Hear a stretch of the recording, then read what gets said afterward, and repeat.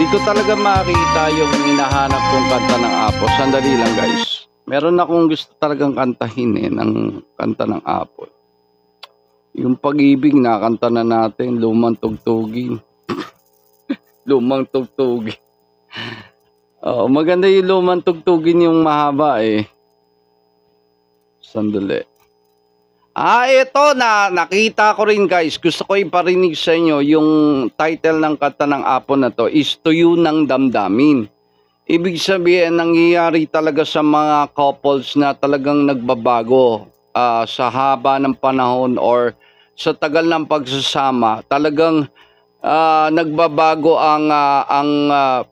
yung ugali ng isa't isa at saka yung nararamdaman nila para sa isa't isa. Kaya ang tinatawag dun is tuyo ng damdamin. Ayan. So, ito yung kanta na bumabagay, umaakma doon. Ito yun actually kanta para sa mga ex natin, no? Pagka mga ex, ito yung kanta para sa kanila. Tuyo ng damdamin. Pakinggan nyo yung lyrics, guys.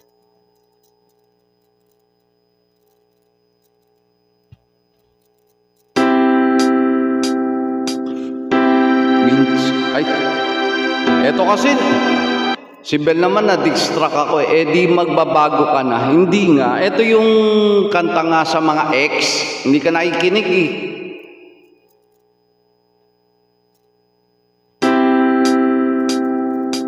Minsan kahit napitin mo uminig ang damdamin, di siya at di maglalambing.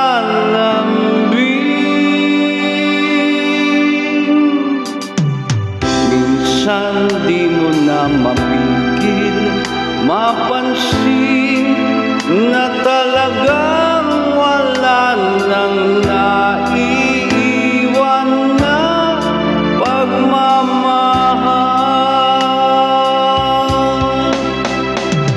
At kahit na anong gawin, di mo na mapilit at madaya.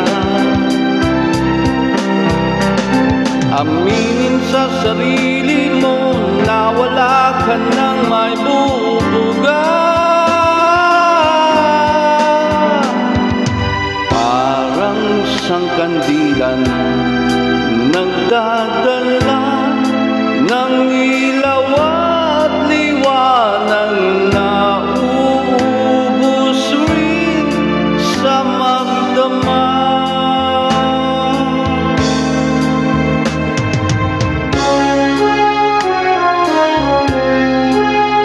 Siyempre yung present hindi na talaga magbabago, yung present na yun eh. Di ba? Ikaw talaga parang ano to, nangano ka. Parang tanga to.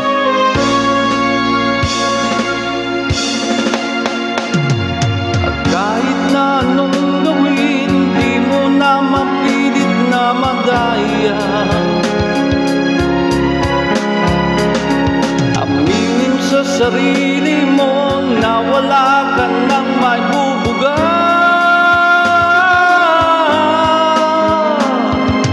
Di na madai o may balik ang dating matamis na kahapon, pilitin may tuyo ng damdamin.